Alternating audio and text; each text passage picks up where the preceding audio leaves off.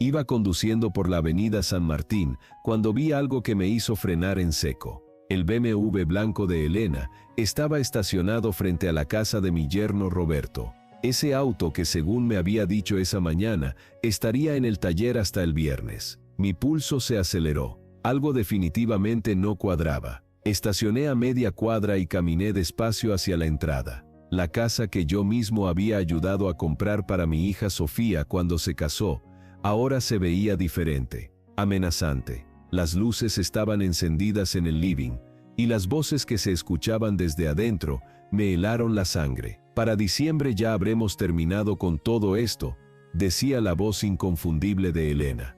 «Ese idiota va a firmar lo que le pongamos enfrente». Me quedé paralizado detrás del seto de ligustrina, tratando de procesar lo que acababa de escuchar. Mi esposa de 28 años estaba hablando de mí como si fuera un estorbo.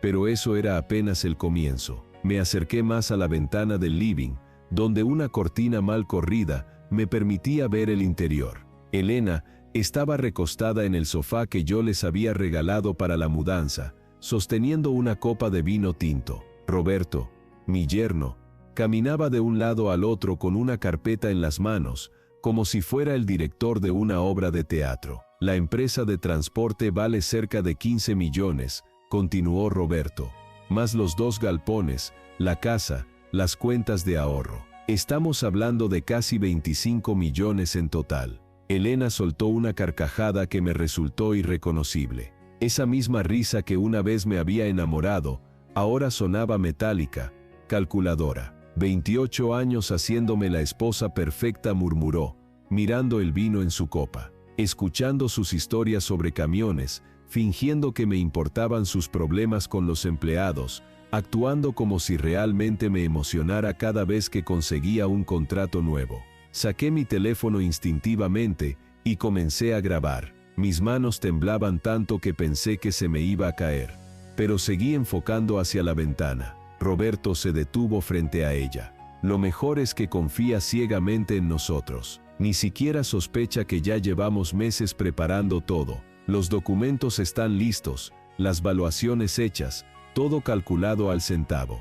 2 años y medio planeando esto», agregó Elena. «Desde que Sofía se casó contigo y nos dimos cuenta de que podíamos usar esta situación. Mi hija. Estaban usando a mi hija como parte de su plan». Un ruido metálico me sobresaltó. Había pisado una lata de cerveza vacía. El sonido resonó en el silencio de la noche como un disparo. Adentro, ambos se quedaron inmóviles. «¿Escuchaste eso?», preguntó Elena, incorporándose bruscamente. «Debe ser el perro de los Martínez», respondió Roberto, pero su voz sonaba tensa. «Siempre está husmeando por acá». Me pegué contra la pared de ladrillo, el corazón latiendo tan fuerte que estaba seguro de que podían escucharlo desde adentro. El teléfono seguía grabando en mi mano sudorosa. «¿Y si Ricardo sabe algo?», preguntó Elena con nerviosismo. «Imposible», se rió Roberto. «Ese tipo está tan absorto en sus camiones que no ve lo que pasa a 1 metro de distancia. Además,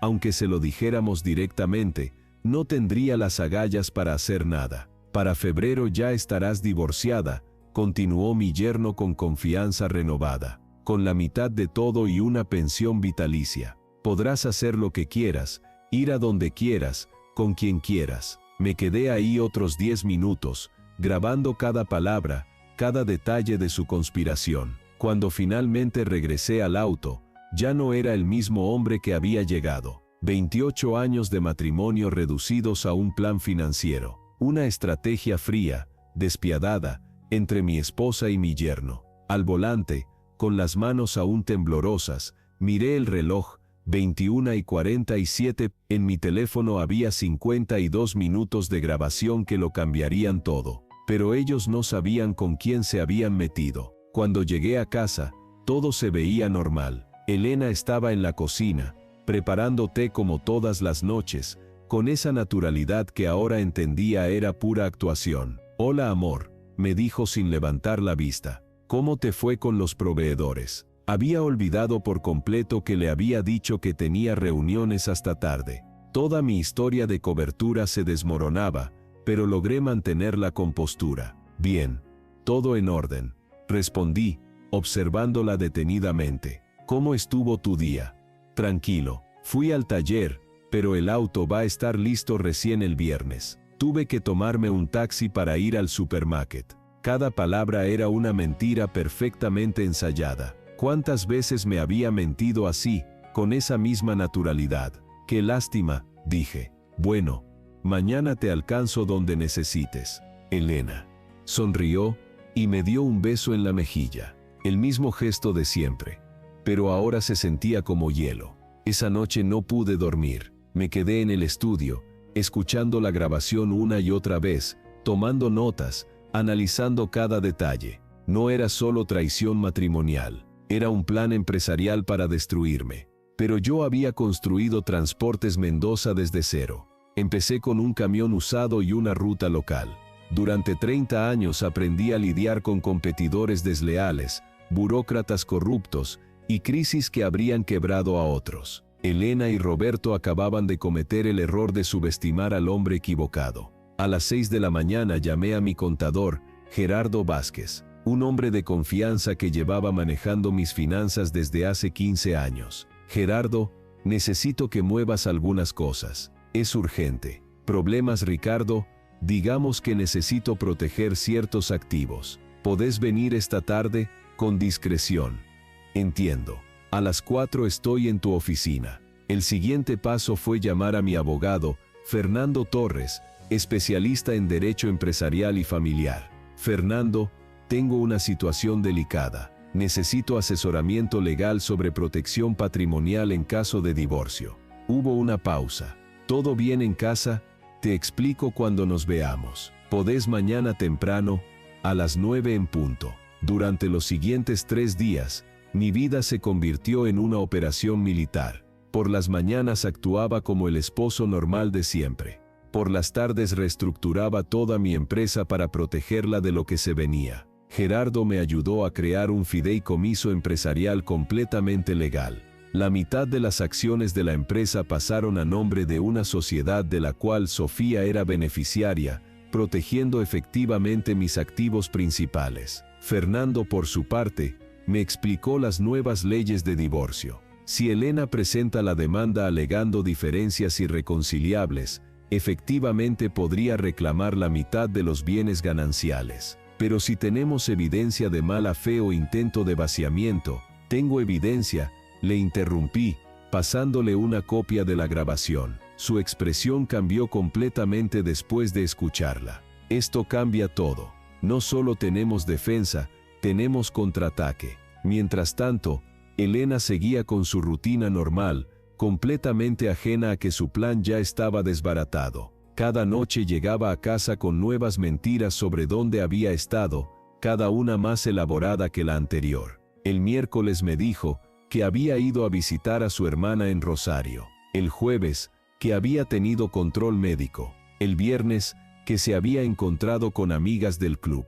Pero yo sabía exactamente dónde había estado, en reuniones con Roberto, puliendo los detalles de su estrategia. El sábado por la noche decidí tender una trampa. Elena, le dije durante la cena, estoy pensando en vender los galpones de la zona sur. Me ofrecieron un buen precio. Vi cómo se tensó imperceptiblemente. ¿Vender? ¿Por qué? Para invertir en otra cosa. Tal vez comprar más camiones, expandir la flota. Pero, ¿no sería mejor mantener los inmuebles? Son una inversión segura. Era exactamente la respuesta que esperaba. Elena, que nunca había mostrado interés en mis decisiones empresariales, de repente se preocupaba por mis inversiones inmobiliarias. Tenés razón, le dije. Mejor los mantengo. Esa misma noche la escuché susurrando por teléfono en el jardín. Aunque no pude escuchar toda la conversación, captué algunas palabras: vender, rápido, acelerar el plan. El domingo por la mañana, Fernando me llamó con noticias. Ricardo, investigué un poco más a tu yerno. Resulta que Roberto tiene algunos problemas financieros serios. Debe más de 200,000 pesos en créditos personales, y el estudio jurídico que alquila cuesta una fortuna. Vive como si tuviera mucho dinero, pero está endeudado hasta el cuello. Todo comenzaba a tener sentido. Roberto no solo era cómplice en el plan de Elena, Era un desesperado que necesitaba esa plata para salvar su propio pellejo. Hay más, continuó Fernando. Tiene una denuncia ética en el colegio de abogados por malversación de fondos de un cliente. Fue desestimada, pero está en su historial. Esa información era oro puro. El lunes por la mañana, Elena me anunció que tenía que salir temprano. Voy a acompañar a Sofía al médico. Control de embarazo. Mi hija no estaba embarazada. Elena no sabía que Sofía y yo habíamos hablado el día anterior. Dale saludos, le dije.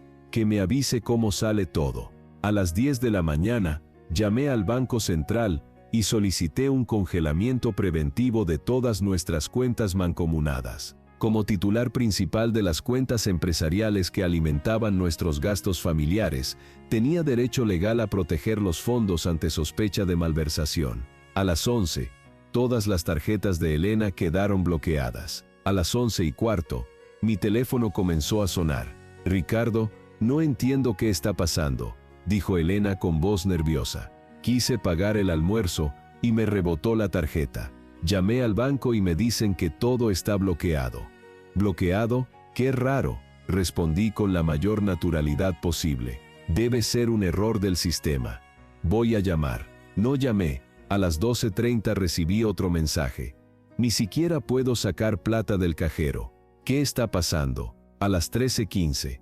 Ricardo, necesito que resuelvas esto urgente. Estoy varada sin un peso. A las 14 horas, Gerardo me confirmó que todos los movimientos sospechosos quedaron registrados. Elena había intentado transferir 120,000 pesos a la cuenta de Roberto esa misma mañana. La operación fue rechazada automáticamente. Se están desesperando, me dijo Gerardo. Esto confirma todo lo que sospechábamos. Por la tarde, Elena llegó a casa furiosa. ¿Me vas a explicar qué está pasando con el banco? Me dejaste en ridículo frente a todo el mundo. Tranquila, le dije. Ya hablé con el gerente. Parece que hubo un problema con el sistema de seguridad. Me pidieron que nos presentemos mañana con documentos para verificar identidad. Es protocolo nuevo. Elena me estudió con desconfianza, pero no tenía otra opción que aceptar mi explicación. Esa noche la escuché hablando por teléfono otra vez, más agitada que nunca. Al día siguiente fuimos juntos al banco. El gerente, que ya estaba al tanto de la situación, explicó que las cuentas permanecerían congeladas hasta completar una auditoría de seguridad rutinaria. ¿Cuánto puede demorar eso?, preguntó Elena. Entre 1 y 3 semanas, dependiendo de la complejidad, respondió el gerente con seriedad profesional. Vi cómo Elena palidecía. 3 semanas sin acceso a fondos era más tiempo del que su plan podía tolerar. Esa misma tarde, recibí una llamada que no esperaba. «Papá, ¿podemos hablar?». Era Sofía, mi hija. «Claro, ¿qué pasa?». «Roberto está actuando muy extraño. Ayer estuvo hablando por teléfono hasta muy tarde, y escuché que mencionaba tu empresa. También preguntó cosas raras sobre vos y mamá. ¿Está todo bien?». Mi hija había notado algo. Su instinto materno la estaba alertando de que algo amenazaba la estabilidad familiar. «¿Qué tipo de preguntas?», le consulté. «Sobre cómo manejas los negocios, quién tiene las llaves de qué, ese tipo de cosas». Me dio mala espina. Era el momento de tomar una decisión difícil. ¿Le contaba la verdad a mi hija o la protegía de ese dolor? «Sofía, ¿podés venir a casa mañana?». «Sin Roberto. Hay algunas cosas que necesito contarte». Al día siguiente, sentado en la cocina donde tantas veces habíamos desayunado juntos cuando era niña, le conté todo a mi hija. Le mostré las grabaciones, los documentos, las evidencias de la conspiración. Sofía no dijo nada durante los primeros minutos. Solo me miraba con los ojos cada vez más llenos de lágrimas. «¿Mamá realmente dijo eso?», preguntó finalmente. «Todo está grabado, hija». «¿Y Roberto, mi esposo, planeaba esto desde que nos casamos?». Asentí en silencio. Sofía se cubrió el rostro con las manos. No era solo el dolor de descubrir la traición. Era darse cuenta de que su matrimonio había sido parte de una estafa desde el principio. «¿Qué vas a hacer?», me preguntó. «Defenderme, pero de la manera correcta». «¿Puedo ayudarte?». Esa pregunta me partió el corazón y me llenó de orgullo al mismo tiempo. Los siguientes días fueron un remolino de actividad legal. Fernando preparó la contraofensiva mientras Gerardo terminaba de proteger todos los activos empresariales. Elena, mientras tanto, se volvía cada vez más errática. Sin acceso a fondos y presionada por Roberto para acelerar el plan, comenzó a cometer errores. El jueves por la noche la encontré revisando mis documentos personales en el estudio. ¿Qué buscas?, le pregunté desde la puerta. Se sobresaltó.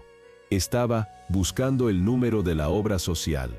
Necesito pedir autorización para unos estudios. Había papeles empresariales regados por toda la mesa, documentos que nada tenían que ver con obra social. ¿Encontraste lo que buscabas? Sí, ya está, dijo, acomodando torpemente los papeles. Pero yo había visto lo que realmente estaba buscando: las escrituras de los galpones, los contratos de la empresa, cualquier cosa que le sirviera para calcular el valor de mis bienes. El viernes por la mañana, Elena hizo su jugada final. Ricardo, necesitamos hablar seriamente. Te escucho. No soy feliz en este matrimonio. Hace años que siento que vivimos como extraños. Creo que deberíamos separarnos. La actuación era perfecta. Voz quebrada, ojos húmedos, gestos de mujer sufriente. ¿De dónde sale esto?, pregunté, fingiendo sorpresa. No es algo nuevo. Hace tiempo que lo vengo pensando, solo que ahora me animé a decirlo. Elena, después de 28 años, ¿me estás pidiendo el divorcio? Es lo mejor para los dos. La miré directamente a los ojos. ¿Estás segura de esto? Completamente. Está bien, le dije. Si eso es lo que querés, vamos a hacerlo bien. Con abogados, todo legal y transparente. Vi un destello de satisfacción en su mirada. Creía que había ganado. ¿Te parece que cada uno contrate su abogado?, le sugerí. Perfecto. Yo ya hablé con Roberto. Él puede representarme. Por supuesto que ya había hablado con Roberto. Perfecto, le dije. Yo también voy a consultar con Fernando Torres. El lunes siguiente comenzó la guerra legal oficial. Fernando presentó inmediatamente una contrademanda por intento de vaciamiento patrimonial y conspiración para defraudar. Adjuntó todas las grabaciones, documentos bancarios y evidencia de la planificación previa. La respuesta de Roberto fue patética. Alegó que las grabaciones eran ilegales y que toda la evidencia estaba sacada de contexto. Pero la audiencia preliminar fue un desastre para ellos. El juez escuchó los audios completos y revisó los documentos bancarios. Cuando llegó a la parte donde Elena y Roberto planificaban presentarme como abusivo para obtener ventaja legal, su expresión se endureció. ¿Confirma usted, letrado, que administra fondos compartidos con la parte demandante?, le preguntó el juez a Roberto. Eso no tiene relevancia en este proceso, respondió Roberto evasivamente. Al contrario, tiene total relevancia. Si usted maneja dinero de su cliente y simultáneamente de la parte contraria, existe conflicto de intereses. Elena comenzó a ponerse nerviosa. Nada estaba saliendo como habían planeado. Su señoría, intervino Fernando, también queremos presentar evidencia de irregularidades éticas del abogado contrario.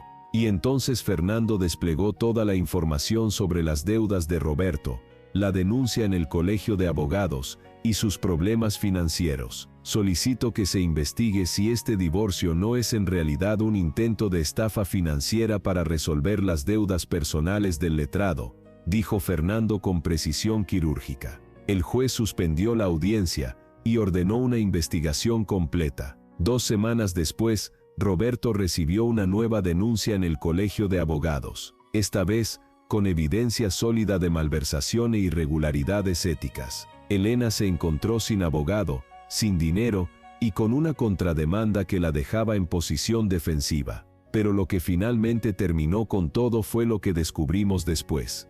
Fernando contrató a un investigador privado que encontró algo devastador. Roberto tenía una segunda familia en Córdoba, una mujer y 2 hijos que mantenía en secreto, financiados precisamente con el dinero que Elena le transfería. Cuando Sofía se enteró de esto, tomó la decisión final. Papá, quiero divorciarme también, y quiero testificar a tu favor en el juicio. El caso se desmoronó completamente. Elena, enfrentada con evidencia irrefutable de conspiración, Aceptó un acuerdo extrajudicial. Renunció a cualquier reclamo sobre la empresa a cambio de una compensación menor y la casa donde vivíamos. Roberto desapareció.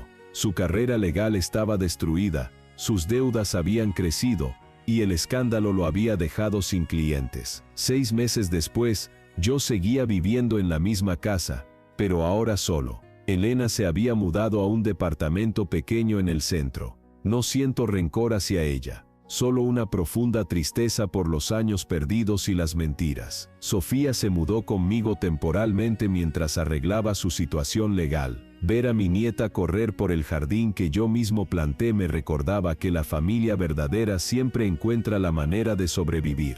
Una tarde, mientras revisaba los libros de la empresa en mi estudio, Sofía entró con 2 tazas de café. «Papá, ¿puedo preguntarte algo?»